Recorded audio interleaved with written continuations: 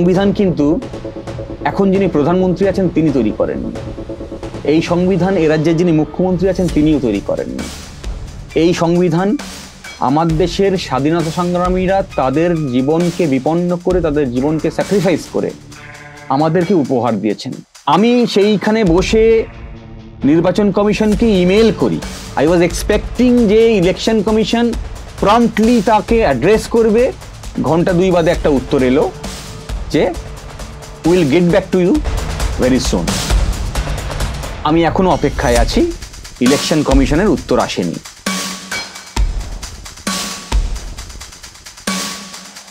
দুই দলের মধ্যে কেন্দ্রীয় দল যারা রয়েছেন এবং আমাদের রাজ্যের শাসক দল যারা রয়েছেন তাদের মধ্যে কোথাও আঁতাতের গন্ধ পাচ্ছেন?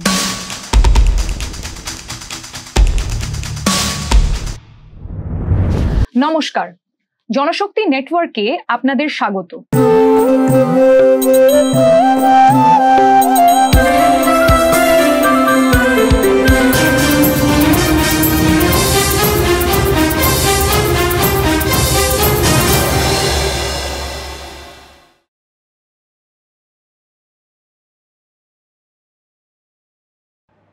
এই মুহূর্তে আমাদের দেশের চর্চার শিরোনামে রয়েছে সাংবিধানিক সংস্থা হিসেবে নির্বাচন কমিশন ও তার ভূমিকা।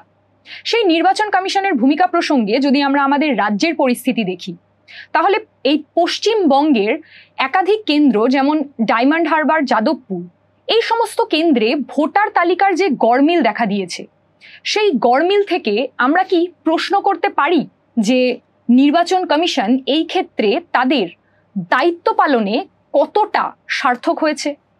আমরা কি বলতে পারি যে মানুষ তাদের উপর ভরসা রেখেছে? এই সঙ্গে আমাদের আজকে এই বিষয় নিয়ে আলোচনা করবেন আমাদের সঙ্গে রয়েছেন বিশিষ্ট সমাজকর্মী, আইনজীবী শামীম আহমেদ। শামীম দা, আপনাকে স্বাগত জনশক্তি নেটওয়ার্কে। এই বিষয় সম্পর্কে আপনার কি অভিজ্ঞতা?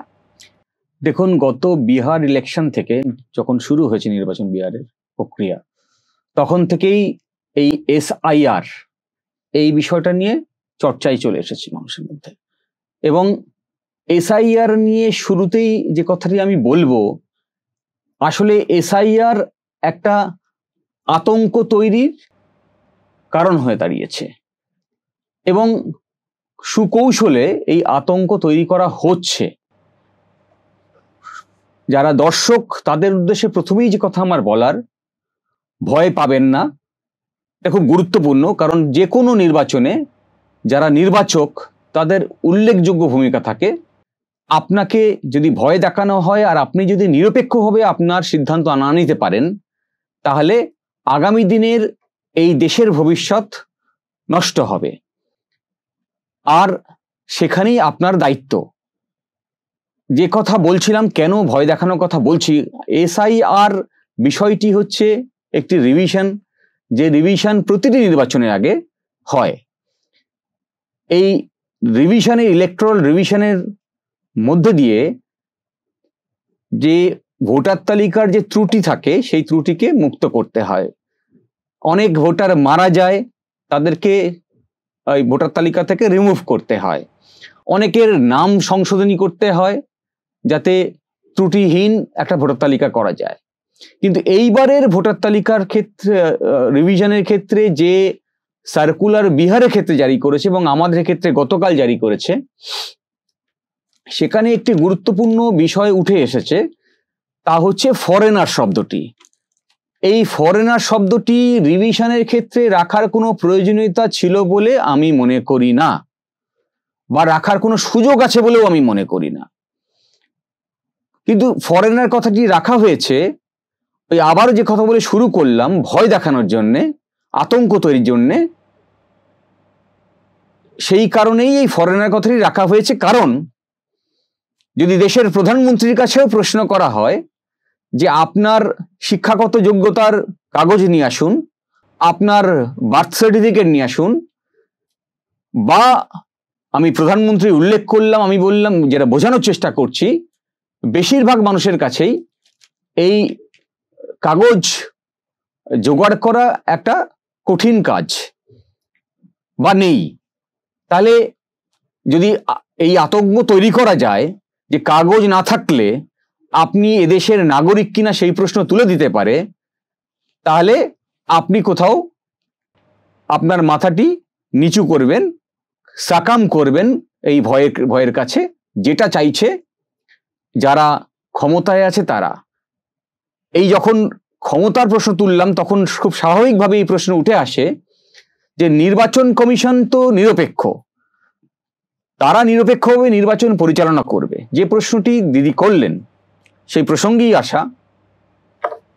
নির্বাচন কমিশন নিরপেক্ষভাবে নির্বাচন করলে তাহলে শাসন ক্ষমতায় কে আছে তা তো আমাদের আলোচনায় আসার কথা নয়। আসলে ভারতীয় সংবিধানের যে পরিকাঠামো আছে সেই কাঠামোর মধ্যে প্রতি 5 বছর পর পর নাগরিক তার অধিকার প্রয়োগ করে তার শাসন ক্ষমতায় কে থাকবে সেটা স্থির করে। তাহলে আজকে যে শাসন ক্ষমতায় আছে কাল সে নাও থাকতে পারে, তার জন্য প্রয়োজন নিরপেক্ষ নির্বাচন। সেখানেই নির্বাচন কমিশনের ভূমিকা। কিন্তু এখানে আমরা দেখতে পাচ্ছি যে নির্বাচন কমিশন যিনি আছেন, কমিশনার যিনি আছেন, চিফ নির্বাচন ইলেকশন কমিশনার, তার যদি একটু পেছনের ইতিহাস দেখি, ইতিমধ্যে চর্চার মধ্যে এসেছে যে তিনি কেন্দ্রীয় স্বরাষ্ট্রমন্ত্রীর খুব কাছের মানুষ। এই আলোচনা যদি উঠে আসে তাহলে নির্বাচন কমিশনের কন্ডাক্ট নিয়েও প্রশ্ন উঠে আসে। এখন যারা ফরেনার তাদের নাম তো নির্বাচকের তালিকা থাকার কথা নয়। একজন যদি ফরেনার হয় তাহলে তার নামে তো ফরেনার্স অ্যাক্টে মামলা হওয়ার কথা, তিনি তো জেলের মধ্যে থাকার কথা, তার নাম তো ভোটার তালিকা থাকার কথা নয়। আচ্ছা, একই সঙ্গে তো এই প্রশ্নও উঠে আসে যে নির্বাচন কমিশন কি করে জানলেন যে আমার দেশের মধ্যে ফরেনার্সরা ঢুকে গেছেন? যদি নির্বাচন কমিশনের তো নিজস্ব কোনো ইকুইপমেন্টস নেই, নিজস্ব কোনো স্টাবলিশমেন্ট নেই, তাদের নিজস্ব এমপ্লয়ি নেই, তারা নির্ভর করে রাজ্য সরকার কেন্দ্র সরকারের কর্মচারীদের উপর, তাহলে এই যে তথ্য যে বিদেশি আমার দেশে ঢুকেছে, তাদের নাম নির্বাচকের তালিকার মধ্যে ঢুকেছে, যে আশঙ্কা থেকে এই রিভিশন করা, তাহলে সেই তথ্য নিতে হয়েছে স্বরাষ্ট্র মন্ত্রকের কাছ থেকে। তাহলে স্বরাষ্ট্র মন্ত্রকের কাছ থেকে যে তথ্য নিলেন, তাহলে মানে স্বরাষ্ট্র মন্ত্রকের কাছে এই ইনফরমেশন আছে যে বিদেশিদের ঢুকেছে। তাহলে কি স্বরাষ্ট্র মন্ত্রক ব্যর্থ হয়েছে আইনের শাসন প্রতিষ্ঠা করতে? কারণ স্বরাষ্ট্র মন্ত্রক যদি আইনের শাসন প্রতিষ্ঠা করতে পারত তাহলে কোনো বিদেশেই ইলেকট্রাল রোলে থাকার কথা নয়। আসলে পুরো বিষয়টাই ভাওতা। আবার যে কথা বলে শুরু করেছিলাম সে কথা আবারও রিপিট করব যে আসলে ভয় দেখানোর একটি চক্রান্ত। এই চক্রান্তে সামিল হয়ে আছে শাসন ক্ষমতায় আছে যারা, তারা, এবং সেখানেই নির্বাচন কমিশনের নিরপেক্ষতা নিয়ে প্রশ্ন উঠছে। এই প্রসঙ্গে আপনি যেটা বললেন সেই প্রসঙ্গে যদি আমরা জিজ্ঞাসা করি যে আমাদের রাজ্যের ক্ষেত্রে যেভাবে গত 2-3 দিন ধরে মানুষ উদ্বেগ প্রকাশ করেছে, বিভিন্ন জায়গায় আমরা আতঙ্কের খবর শুনেছি, মানুষ বিভিন্ন জায়গায় জানতে চাইছে তাদের কি করণীয়। একই সাথে একজন মানুষের মৃত্যুর খবরও শুনেছি, তিনি সুইসাইড করেছেন, তিনি জানিয়ে গেছেন যে আমি এইটা নিয়েই চিন্তিত হয়ে মারা যাচ্ছি। তো কোথাও গিয়ে কি এই নির্বাচন কমিশন মানুষের নাম যাতে বাদ না পড়ে, বৈধ ভোটার যাদেরকে বলছি আমরা বা বলতে চাইছি, যে মানুষরা ভোট দিয়ে আসছেন, দীর্ঘদিন এখানকার বাসিন্দা নাগরিক, কিন্তু তাদের নাম যাতে বাদ না পড়ে, সেই নিয়ে কি নির্বাচন কমিশন সুনিশ্চিত করতে পারছে সেই বিষয়? দেখুন, নির্বাচন কমিশনের কাজই হচ্ছে যারা এলিজিবল ভোটার তাদের সকলের যাতে ভোট দিতে পারেন তা নিশ্চিত করা। এখন এই যে রিভিশন, এটা দেখবেন প্রতিটি নির্বাচনের আগে হয়। এর আগে 2002 সালেও এই ধরনের রিভিশন, স্পেশাল রিভিশন যেটা হয়েছে, এরকম SIR যেটাকে আমরা বলছি। এখন SIR শব্দটি এইখানে কতটা গ্রহণযোগ্য, SIR করতে পারেন কিনা ইলেকশন কমিশনটা আরেকটা প্রশ্নের বিষয়। কিন্তু এর আগে 2002 সালে হয়েছে। 2002 সালের যে সার্কুলার এবং এই বছরের সার্কুলার, এর মধ্যে ফারাকটা যেটা আমি এর আগে উল্লেখ করলাম সেইটুকুই। এর আগেও 2002 সালে যখন হয়েছে তখন দেখবেন একই ব্যক্তি সে কর্মজীবনে আরেক জায়গায় স্থানান্তর করেছে। এখন স্থানান্তরিত হওয়ার পরে সেখানে তার ভোটার লিস্টে তার নাম উঠেছে, তাহলে গ্রামে যেখান থেকে উনি এসছেন সেখানেও নামটা রয়ে গেছে। এটাকে মার্চ করতে হবে, একটা জায়গায় থাকবে, যাতে একটি ব্যক্তি যেন দু জায়গায় ভোট দিতে না পারেন, নিশ্চিত করা গুরুত্বপূর্ণ দায়িত্ব। সেই কাজ ইলেকশন কমিশনের করার কথা, তারা এর আগে করেছেন, এবারও করতে হবে, করা প্রয়োজন। যারা মৃত ভোটার তাদেরকে রিমুভ করা প্রয়োজন স্বচ্ছ ভোট পরিচালনা করতে গেলে। একই সঙ্গে যারা নতুন ভোটার যুক্ত হয়েছেন, এলিজিবল ভোটার, তাদেরকে যুক্ত করতে হবে। এখন 2002 সালের তালিকায় নাম না থাকলে তাদেরকে নতুন করে ফর্ম ফিল আপ করতে হবে, তাদের ইনক্লুশনের জন্য তাদেরকে প্রমাণ করতে হবে কাগজ দিয়ে। এইখানেই প্রশ্নটা উঠছে।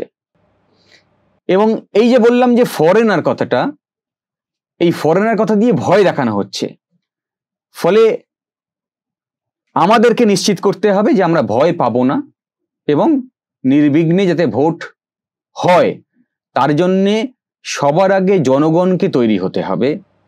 তাহলে আপনি আমাকে বাধ্য করতে পারেন না যে আপনি এখানে সই করুন, আপনি সই করেছেন, আপনার ঘোষণাপত্রের মধ্যে দিয়ে আমি দেখতে পাচ্ছি না আপনার তো যা যা প্রয়োজন নেই, ফলে আপনাকে বাতিল করলাম, এইটা আপনি পারেন না। ফলে যখনই আপনি আমাকে বাধ্য করছেন কিছু করতে, এই ধরনের ঘোষণাপত্রে সই করতে, তখনই আপনি সংবিধান বিরোধী কাজ করছেন বলে আমি বলবো। ফলে এই সব চর্চার মধ্যে রাখতে হবে। এই কথাগুলো আপনাদের মাধ্যমে জনগণের কাছে তুলে ধরা এই কারণে, যাতে জনগণ যারা আমাদের যারা দর্শক, তারা আইন সম্পর্কে সচেতন হন, জানেন এবং তারপরে নিজের সিদ্ধান্ত নেন। এইটুকুই বলার। নির্বাচন কমিশনের এই যে আমরা বারে বারে প্রশ্ন তুলছি, সংবিধানের যাকে নিরপেক্ষ একটা ইনস্টিটিউশন বলে ঘোষণা করা হয়েছে, এবং নিরপেক্ষ ইনস্টিটিউশন যাতে থাকে সেই ইমিউনিটিও সংবিধানের মধ্যে নির্বাচন কমিশনকে দেওয়া হয়েছে। তাহলে আমরা এখানে এত প্রশ্ন তুলছি যে নির্বাচন কমিশন নিরপেক্ষ কি নিরপেক্ষ নয়, তা আমাদের অভিজ্ঞতার মধ্যে দিয়েই তুলছি।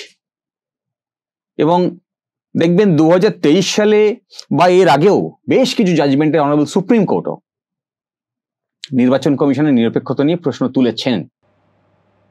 ফলে এই প্রশ্ন উঠছে এবং নির্বাচন কমিশনই পারে এই যে প্রশ্ন তাদের বিরুদ্ধে উঠছে, সেই মানুষের মনের মধ্যে যে সন্দেহ তৈরি হয়েছে, এই সন্দেহের বাতাবরণ দূর করতে, তাদের এই যে কর্ম পরিচালনা, নির্বাচন পরিচালনা, তার মধ্যে দিয়ে। এই প্রসঙ্গেই আপনাকে আমার পরের যে প্রশ্ন, সেটা হচ্ছে যে আমরা যদি এই রাজ্যের পরিস্থিতিতে আসি, তাহলে এই রাজ্যের একটা খুবই বিখ্যাত সিট আমরা বলতে পারি, কেন্দ্র আমরা বলতে পারি ডায়মন্ড হারবার কেন্দ্র। সেই কেন্দ্রের গত যে নির্বাচন, সেই নির্বাচনের যে অভিজ্ঞতা মানুষের, প্লাস সেই খানিক অভিজ্ঞতা আপনারও আছে, সেই অভিজ্ঞতা সম্পর্কে আপনি কি বলতে চান? সেখানকার নির্বাচন কেমন, সেখানকার ভোটার তালিকা কেমন, নির্বাচনের দিনক্ষণে সেই দিনকার নির্বাচন কমিশনের ভূমিকা কেমন, এবং ভোট পরবর্তী নির্বাচন কমিশনের ভূমিকা কেমন, সেই সম্পর্কে যদি আপনি আপনার অভিজ্ঞতা একটু আমাদের সাথে ভাগ করেন। খুবই গুরুত্বপূর্ণ প্রশ্ন তুলেছেন। আসলে এই নির্বাচনকে কেন্দ্র করে আমি যদি ডায়মন্ড হারবারের লোকসভা নির্বাচনের আগে একটু আমাদের রাজ্যে পঞ্চায়েত নির্বাচন হয়েছে। পঞ্চায়েত নির্বাচনের সময় থেকেই এ রাজ্যের মানুষ আশঙ্কা প্রকাশ করেছে যে নির্বাচন নির্বিঘ্নে করা সম্ভব নয় এ রাজ্যে, এবং তারা আদালতের দ্বারস্থ হয়েছে। কলকাতা হাইকোর্টের ডিভিশন বেঞ্চ নির্বাচন কমিশনকে নির্দেশ দিয়েছে নিরপেক্ষভাবে নির্বাচন পরিচালনা করার। প্রতিটি কেন্দ্রে সেন্ট্রাল ফোর্স নিশ্চিত করতে বলেছেন, প্রতিটি কেন্দ্রে সিসিটিভি ফুটেজ নিশ্চিত করতে বলেছেন। তারপরেও আমরা দেখেছি নির্বাচন নিরপেক্ষ হয়নি, নির্বাচন রক্তাক্ত হয়েছে, নির্বাচকরা ভোট দিতে যেতে পারেননি। লোকসভা নির্বাচন তার ব্যতিক্রম ছিল না। ঘটনাক্রমে এই ডায়মন্ড হারবার যে কেন্দ্রের কথা আপনি উল্লেখ করলেন, এটা আমার দুর্ভাগ্য না সৌভাগ্য আমি জানি না, আমি দুর্ভাগ্যই বলবো, কারণ এই দেশের একজন নির্বাচক হয়ে এই ধরনের ঘটনার সাক্ষী হতে হবে আমি চাইবো না। ঘটনাটি এইরকম, নির্বাচন পরবর্তীতে যে পোস্ট পোল স্ক্রুটিনি হয়, সেই স্ক্রুটিনিতে আমি ছিলাম একটি দলের প্রতিনিধি হিসেবে। সেখানে অন্যান্য রাজনৈতিক দলের প্রতিনিধিরাও আছেন, কেন্দ্রীয় নির্বাচন কমিশনের প্রতিনিধি আছেন। তাদের প্রেজেন্সে যত অভিযোগ জমা পড়ে নির্বাচনের দিন, নির্বাচনের আগে, সেগুলোর বিবেচনা হয়। তার নির্দিষ্ট বিধি তৈরি করা আছে, যা নির্বাচন কমিশন নিজেই তৈরি করেছে। এখন সেই বিধি অনুসারে এই স্ক্রুটিনি করার কথা, এবং যেখানে যেসব কেন্দ্রে অভিযোগ জমা পড়ে সেই অভিযোগগুলোকে বিশ্লেষণ করে ব্যাখ্যা করতে লাগে যে না, আপনারা যে অভিযোগ করেছিলেন তা আমরা খতিয়ে দেখেছি এবং তা সমাধান করার চেষ্টা করেছি। যখন এই স্ক্রুটিনি চলছে, একেবারে স্ক্রুটিনি পর্বের শুরুতেই যেহেতু অভিযোগের তালিকা আমার কাছে আছে, আমি উল্লেখ করি যে দেখুন এইখানে এই অভিযোগ পড়েছে এবং আপনার বিধি অনুসারে আপনাকে সেই অভিযোগপত্রগুলো খুলতে হবে এবং সেখানে প্রিজাইডিং অফিসার যিনি ছিলেন তার কি রিপোর্ট দিয়েছেন, তার সঙ্গে যে অভিযোগ তার সামঞ্জস্যপূর্ণ কিনা, বা যদি সামঞ্জস্যের অভাব থাকে তাহলে কোথায় কনফ্লিক্ট হচ্ছে তা বিশ্লেষণ করে সিদ্ধান্ত নিতে হবে। সেই প্রশ্ন আমি তুলি, তাদেরকে আমি রিপোর্ট দেখাতে বলি, তারা রিপোর্ট দেখাতে অস্বীকার করে। আমি এটা ইলেকশন কমিশন অফ ইন্ডিয়ার যিনি প্রতিনিধি ছিলেন ওইখানে উপস্থিত তাকে উল্লেখ করেই বলছি, তিনি অস্বীকার করেন। আমি এর পর্ব যখন আগাতে থাকে, কিছু সময় পরে আবার যখন রিপিট করতে থাকি এবং একই উত্তর পাই, একটা পর্বে উনি দূর থেকে দেখালেন এই দেখুন, আমরা 10 ফিট দূরে, আমি বললাম যে আমাদেরকে দেখান যাতে আমরা এটা পড়তে পারি কি আছে। না, আমি তো দূর থেকে ছবি দেখে তো লাভ নেই, আমাকে দেখতে হবে রিপোর্টে কি লেখা আছে, তাহলে আমি পড়তে হবে। আইদার আপনি পড়ে শোনাবেন অথবা আমরা পড়ব। রিফিউজ করলেন এবং শাসক দল তৃণমূল, তার যিনি প্রতিনিধি ছিলেন তিনিও আইন পেশার লোক এবং তার ভাষাও, এটা খুব দুর্ভাগ্যের, আইন পেশার একজন ব্যক্তি যে ভাষায় কথা বলে, একজন শিক্ষিত মানুষ যে ভাষায় কথা বলে তার থেকে আলাদা ছিল। আমি সেইখানে বসে নির্বাচন কমিশনকে ইমেল করি যে এইটা হচ্ছে আমার অভিযোগ, আমি দেখাতে পারি সেই অভিযোগটা, আমার সেই ইমেল কপি আমার কাছে আছে।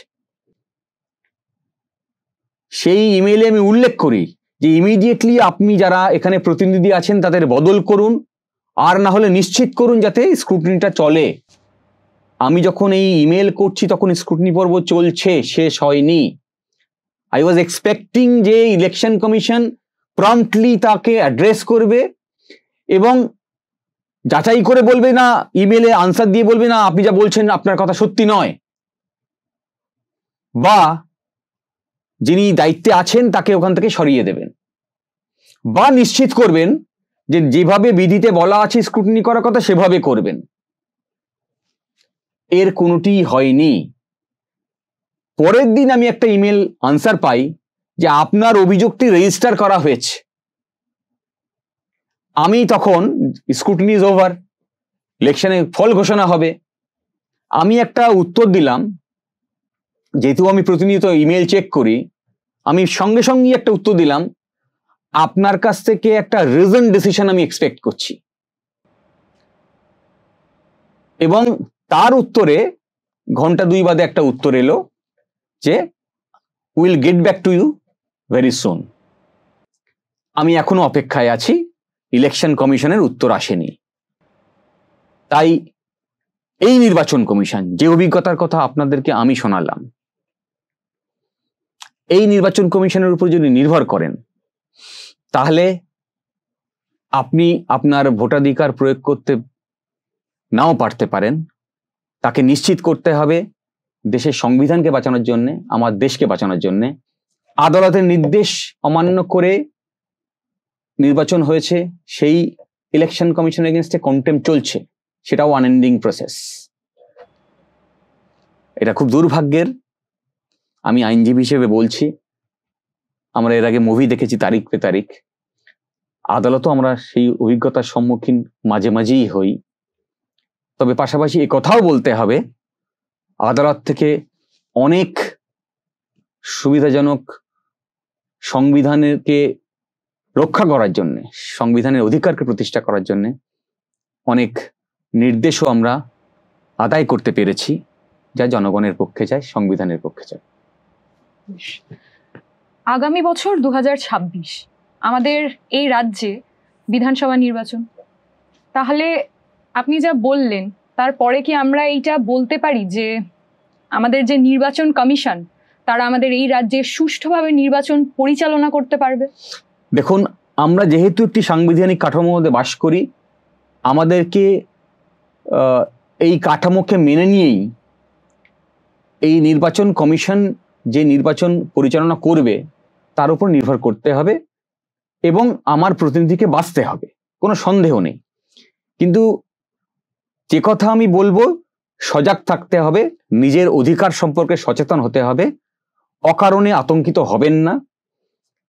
এসআইআর হোক বা নির্বাচন কমিশনের যে কোনো পদক্ষেপ যদি আপনার অধিকারকে খর্ব করে, কোথাও যদি মনে হয়, আমরা আইনজীবীরা আছি, প্রগতিশীল আইনজীবী সংগঠনের প্রতিটি আইনজীবী সর্বদা সজাগ থাকবে। আপনার পাশের গণতান্ত্রিক আন্দোলনের যারা কর্মীরা আছেন তাদেরকেও সজাগ থাকতে হবে, আপনাকেও সজাগ থাকতে হবে আমাদের সাথে, যাতে আমার অধিকারকে আমি নিশ্চিত করতে পারি।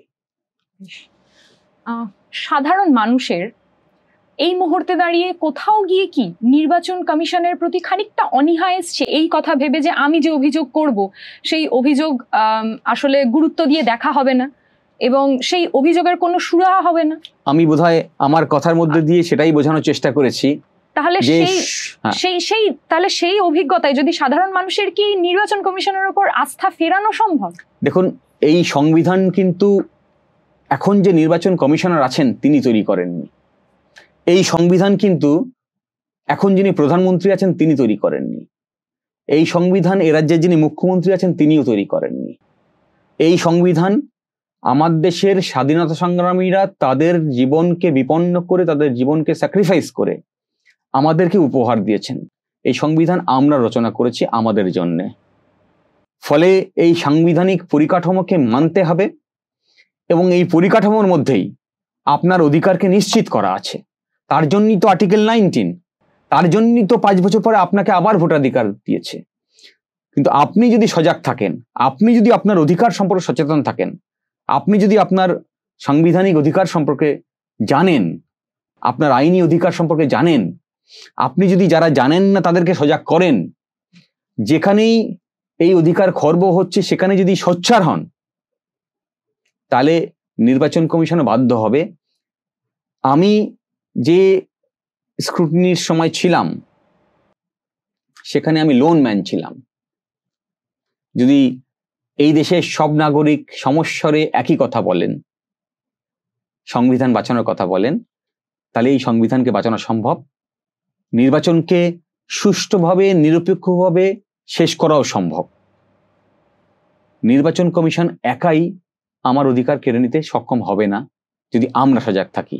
তাই যে কথা বলার, আমাদের সকলকে সজাগ থাকতে হবে নিজের অধিকার সম্পর্কে।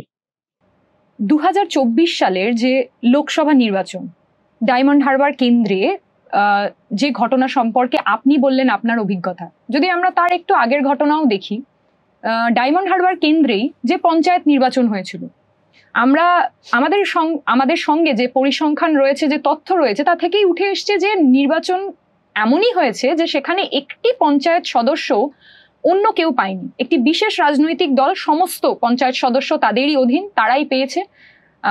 তো সেই ক্ষেত্রেই যদি আমরা বলি যে আপনি যখন সেই অঞ্চলে গিয়েছিলেন নির্বাচনের পর স্ক্রুটনি করতে গিয়ে, সেখানে আপনি কি কি অভিযোগের তালিকা পেয়েছিলেন, মানুষের কি কি অভিযোগ ছিল? দেখুন, আমি এটাকে দুটো ভাগে ভাগ করি, পঞ্চায়েত নির্বাচন এবং লোকসভা নির্বাচন। যদি একটা কেন্দ্রকে ধরেই কথা বলি, তাহলে পঞ্চায়েত নির্বাচনের সময় যে কথা আমি একটু আগেই বলছিলাম, যে ডিভিশন বেঞ্চ রায় দিয়েছেন সিসিটিভি ইনস্টল করতে হবে, প্রতিটি কেন্দ্রে কেন্দ্রীয় বাহিনী থাকবে। তাহলে আমরা আশা করতে পারি যে নির্বিঘ্নে মানুষ ভোট দিতে যাবেন। আমরা দেখেছি নির্বাচন কমিশন তার কাছে অভিযোগ জমা পড়েছে, মানুষ ঘর থেকে বেরোতে পারেনি, তাদেরকে হুমকি দেওয়া হয়েছে। নির্বাচনের আগের দিন নির্বাচন কেন্দ্রে বোম পড়ছে। রাজিবুলের হত্যার কথা আমরা জানি, যেখানে পোলিং অফিস, যেখানে ভোট পোল হবে, সেই কেন্দ্রের সামনে তাকে খুন করা হচ্ছে। এবং আমরা যেহেতু মামলাগুলো করেছি, আমরা জানি যে কোর্টে রিপোর্ট জমা দিচ্ছে সিসিটিভি ফুটেজ ডিস্ট্রয় করে ফেলা হয়েছে। আমি যে কথা বলার চেষ্টা করছি, নির্বাচন কমিশন, এটা রাজ্য নির্বাচন কমিশন পঞ্চায়েত নির্বাচন পরিচালনা করেন, নির্বাচন কমিশন তাকেও সংবিধানে একই প্রোটেকশন দেওয়া হয়েছে নিরপেক্ষতা রাখার জন্য। তার দায়িত্ব ছিল এই সিসিটিভি ফুটেজ প্রিজার্ভ করা, তার দায়িত্ব ছিল সেন্ট্রাল ফোর্সের ডিপ্লয়মেন্ট তেমন ভাবে করা যাতে প্রতিটি নাগরিক ভোট দিতে আসতে পারে। তারপরেও এই ঘটনা ঘটছে, সিসিটিভি ফুটেজ নষ্ট করা হচ্ছে, সেই নির্বাচন কমিশনের এগেইনস্টে কন্টেম্প রুল ইস্যু হচ্ছে হাইকোর্ট থেকে। এবং এই যে সিসিটিভি ফুটেজ নষ্ট করা হচ্ছে, এইটা আমি বলবো যে একটা চক্রান্ত, যে চক্রান্তের মধ্যে নির্বাচন কমিশন থেকে শুরু করে সমস্ত আধিকারিক এবং শাসক দল সরাসরি যুক্ত। না হলে এই ধরনের ঘটনা ঘটে না। পার্টিকুলারলি যেখানে নির্বাচনের আগে কলকাতা হাইকোর্ট ডিরেকশন দিচ্ছে, নির্বাচনকে নিশ্চিত করার জন্য এতগুলো গাইডলাইন ফ্রেম করে দিচ্ছে। একইভাবে লোকসভা নির্বাচনে অভিযোগ কি, একটা অঞ্চলের ভোটার ভোট দিতেই যেতে পারেনি, সেখানে কোনো পোলিং এজেন্ট বসতে পারেনি। তাহলে পোলিং এজেন্ট বসছে কিনা তার রিপোর্ট তো প্রিসাইডিং অফিসার দেবে। তার রিপোর্টে আমি স্ক্রুটিনি করার সময় কেন চাইছি প্রিসাইডিং অফিসারের রিপোর্ট? কারণ আমার পোলিং এজেন্ট যদি বসে তাহলে তার রিপোর্ট আমার কাছে থাকবে, সেখানে প্রিসাইডিং অফিসারের সই থাকবে। তাহলে প্রিসাইডিং অফিসার যে রিপোর্ট দিচ্ছে সেই রিপোর্ট নির্বাচন কমিশনের কাছে যাচ্ছে, ইলেকশন কমিশন অফ ইন্ডিয়ার কথা বলছে সেখানে, যেহেতু এটা লোকসভা নির্বাচন। তাহলে প্রিসাইডিং অফিসারের রিপোর্টে যদি লেখা থাকে যে আপনার এজেন্ট কেন বসেনি, তাহলে স্ক্রুটিনি করার সময় আমার যে অভিযোগ যে আমাকে বসতে দেওয়া হয়নি, সেই অভিযোগের বিচার করতে হয়। তাহলে নির্বাচন কমিশনের কাছে অভিযোগ যাচ্ছে যে আমার পোলিং এজেন্ট বসতে পারছে না, তাদেরকে মেরে বার করে দেওয়া হলো, 1 ঘন্টা পরে বার করে দেওয়া হলো, ঢুকতেই পারলো না, সই করে বেরিয়ে আসতে হলো, নির্বাচকরা ভোট দিতে পারছেন না। একটা কেন্দ্রে দেখা যাচ্ছে মানে যতগুলো ভোটার 100% ভোট পোল হয়ে যাচ্ছে, যে একটা অবাস্তব ঘটনায় ভোট কেন্দ্র ফাঁকা কিন্তু ভোট পোল হচ্ছে 100%। তাহলে এই যে অবাস্তব চিত্রগুলো, এগুলো সব নির্বাচন কমিশনের কাছে আছে। তাহলে সেইখানে নির্বাচন কমিশন যখন সেগুলোকে রিড্রেস করছে না, এই অভিযোগগুলোর যখন বিচার করছে না, তখনই বুঝে নিতে হবে নির্বাচন কমিশন আসলে ইয়েস ম্যান হয়ে গেছেন। এই ইয়েস ম্যান কথাটি আমি উল্লেখ করছি কারণ ইয়েস ম্যান কথাটি আমাদের দেশের সুপ্রিম কোর্ট 2023 সালে তার জাজমেন্টে উল্লেখ করেছেন যে যদি নির্বাচন কমিশনার ইয়েস ম্যান হন তাহলে সে দেশের ডেমোক্রেসি কখনোই সাস্টেন করতে পারে না। এটা সুপ্রিম কোর্ট তার নির্দেশের মধ্যে উল্লেখ করছেন। এবং আমরা দেখেছি যে 2023 সালে সুপ্রিম কোর্ট একটা বিধি তৈরি করে দিলেন যে নির্বাচন কমিশনার নিয়োগের ক্ষেত্রে বিরোধী দল থাকবে সুপ্রিম কোর্টের চিফ জাস্টিস, যে কমিটি, যাতে নিরপেক্ষ কমিটি তৈরি করা যায়, এইসব কিছু না মেনেই নির্বাচন কমিশনার অ্যাপয়েন্ট হলো।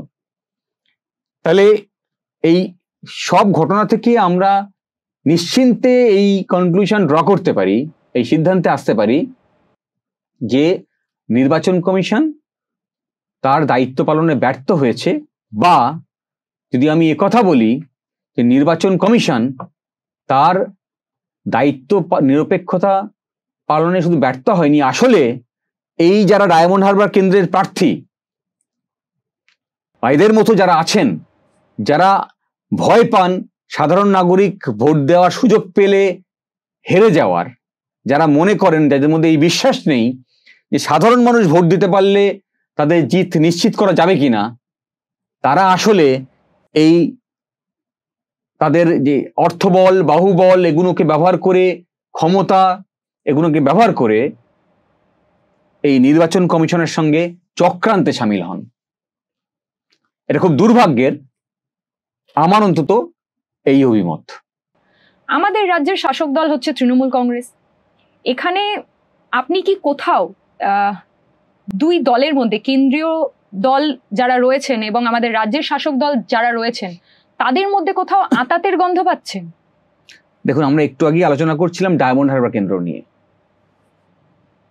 আমি হঠাৎ করে এই প্রশ্নের উত্তরে ডায়মন্ড হারবার কেন্দ্র কেন নিয়ে এলাম? দেখুন, কিছুদিন আগে একটি চার্জশিট নিয়ে চর্চা হয়েছে যেখানে অভিষেক ব্যানার্জির নাম উঠে এসছে। কিন্তু কে কোন অভিষেক ব্যানার্জি আমরা সবাই জানি যে এই ধরনের দুর্নীতির ক্ষেত্রে কে অভিযুক্ত আছে, কাকে সিবিআই এর আগে ডেকেছে, কাকে ইডি ডেকেছে। কিন্তু তারা যখন চার্জশিট দিচ্ছে তখন এই নামটি শুধু উল্লেখ করছে, তাদের বাকি ডেসক্রিপশন না দিয়ে, আইডেন্টিফাই না করিয়ে। আমি যে কথা বলার চেষ্টা করছি যে আসলে এইখানে তৃণমূল বা কেন্দ্রে বিজেপি, এদের পেছনে যে শক্তি তা হলো আসলে আরএসএস। এবং এই আরএসএস যারা আসলে হিন্দুত্বের প্রতিষ্ঠা চায়, তারা শাসন ক্ষমতায় কেন্দ্রে বিজেপি বা বিভিন্ন রাজ্যে দেখবেন যে ছোট ছোট দলগুলি আছে যারা ক্ষমতায় আছে, এই ক্ষমতাকে ব্যবহার করে আসলে এদের প্রতিষ্ঠা করার চেষ্টা করছে। আরএসএস নিজে ক্ষমতা চায়নি, কিন্তু এই রাষ্ট্রীয় ক্ষমতাকে ব্যবহার করে হিন্দুত্বের প্রতিষ্ঠা চাইছে। আর সেই প্রতিষ্ঠাকে নিশ্চিত করার জন্য এই যে ছোট ছোট দলগুলো, বিজেপি, তৃণমূল, হ্যাঁ, এইরকম বড়, আমরা দিল্লিতে আপ নিয়ে একই কথা বলেছি, এই সম্পর্কটি বজায় রেখেছে। যার জন্যে রাজ্যে তৃণমূলকে রাখতে হবে, কেন্দ্রে বিজেপিই থাকবে, এই ধরনের একটা ব্যবস্থাপনা তৈরি করা হয়েছে। আর তাকে নিশ্চিত করার জন্য নির্বাচন কমিশনকে ব্যবহার করতে হবে। ফলে নির্দেশ আসছে অন্য একটি জায়গা থেকে, আর সামনে রাতারাতি তৈরি করছে বিজেপি এবং তৃণমূল, যার ফলশ্রুতিতে যা ঘটনা সাধারণ নাগরিক যাদের স্বার্থেই দেশ গঠন করা হয়েছে, তাদের অধিকার বিপন্ন হচ্ছে। এই প্রসঙ্গে আমার আরেকটি প্রশ্ন, আমার দুভাগে প্রশ্নটি রয়েছে। সেটা হচ্ছে কেন্দ্রীয় নির্বাচন কমিশনকে নিয়ে একটি এবং রাজ্যের নির্বাচন কমিশনকে নিয়ে। আপনি বললেন যে নির্বাচন কমিশন মানে যেভাবে তাদেরকে নিয়োগ করা হচ্ছে আমাদের, সেই ক্ষেত্রে আসলে আমাদের কেন্দ্রীয় নির্বাচন কমিশনের যিনি কমিশনার, তিনি তাহলে কার স্বার্থ রক্ষা করতে চাইছেন? ঠিক একই রকম ভাবে আমাদের রাজ্যের যে নির্বাচন কমিশন রয়েছে, নির্বাচনের সময় তারাও ঠিক কোন গোষ্ঠীর স্বার্থ রক্ষা করার চেষ্টা করছে, নিজেদের নিরপেক্ষতাকে সম্পূর্ণ বিসর্জন দিয়ে? দেখুন, এইটা একটা বড় প্রশ্ন। এটার উত্তর খুব সহজে ছোট করে দেওয়া খুব মুশকিল, কিন্তু আমি যা বলার চেষ্টা করছি যে যদি আপনার ক্ষমতায় যে আছেন, শাসন ক্ষমতায় যে আছেন, তিনি যদি নির্বাচন কমিশনারকে হবেন, তার কন্ট্রোল রাখেন, তাহলে তো তিনি চাইবেন তার পক্ষের যিনি ব্যক্তি তিনি ওখানে বসুন। তাহলে নির্বাচন কমিশনের নিয়োগ যদি নিরপেক্ষ না হয়, যেমন পাবলিক সার্ভিস কমিশন, এটাও একটা নিরপেক্ষ সংস্থা। দেখুন, হাইকোর্টে মামলা করছি আমরা যে রাজ্যের যারা শাসক দলের লোক তাদেরকে পাবলিক সার্ভিস কমিশনে মেম্বার করা হচ্ছে। তাহলে পাবলিক সার্ভিস কমিশন যখন রিক্রুটমেন্ট করবে, তখন নিরপেক্ষভাবে সেই রিক্রুটমেন্ট হবে না। তার জন্যই তো মামলা হচ্ছে। এই যে নিয়োগ দুর্নীতি নিয়ে পশ্চিমবঙ্গে এত সরব হয়েছে কেন? তার কারণ স্কুল সার্ভিস কমিশন বলুন, পাবলিক সার্ভিস কমিশন বলুন, যারা নিয়োগের দায়িত্বে আছেন, তাদের নিয়োগ যারা করছেন, তারা নিজের স্বার্থ চরিতার্থ করার জন্য করছেন। একই রকম ভাবে নির্বাচন কমিশন যখন নিয়োগ হচ্ছে, সেই নিয়োগের উপর যদি শাসক দলের কন্ট্রোল থাকে, যারা ক্ষমতায় আছেন তাদের যদি কন্ট্রোল থাকে, তারা চিরকাল ক্ষমতায় থাকার জন্য তাদেরকে ব্যবহার করবেন। নির্বাচন কমিশন দুর্ভাগ্যের হলেও এটাই বাস্তব, আমাদের অভিজ্ঞতার মধ্যে তাই আসছে, সেই শাসক দলে যারা আছেন, সে কেন্দ্রে বিজেপি হতে পারে, রাজ্যে তৃণমূল হতে পারে, তাদের পদলেহন করে চলছেন। আমাদের আজকের আলোচনায় উঠে এলো কিভাবে রাজ্যের নির্বাচন কমিশন তাদের যে ভূমিকা সেইগুলো পালনে ব্যর্থ হচ্ছে। একই সাথে আমরা শামীমদার কাছ থেকে এটাও জানতে পারলাম যে কিভাবে আলটিমেটলি মানুষকেই রুখে দাঁড়াতে হবে, মানুষকেই একজোট হতে হবে, ঐক্যবদ্ধ হতে হবে সাংবিধানিক অধিকার, নিজেদের সাংবিধানিক অধিকার রক্ষা করার ক্ষেত্রে, সংবিধান বাঁচানোর ক্ষেত্রে সেই যে লড়াই, সেই লড়াইটা লড়তে হবে। এবং আগামী দিনে নির্বাচন হতে চলেছে, সুষ্ঠুভাবে যাতে নির্বাচন পরিচালনা হয় সেই দায়িত্ব সকলকে নিতে হবে। এই বলেই আজকে আমরা আমাদের এই পডকাস্টটি শেষ করছি। ধন্যবাদ। Don't forget to like, share and subscribe to stay updated with the latest incidents. Hit the bell icon to never miss an update. We will see you next time with more news that matters. Stay informed, stay safe.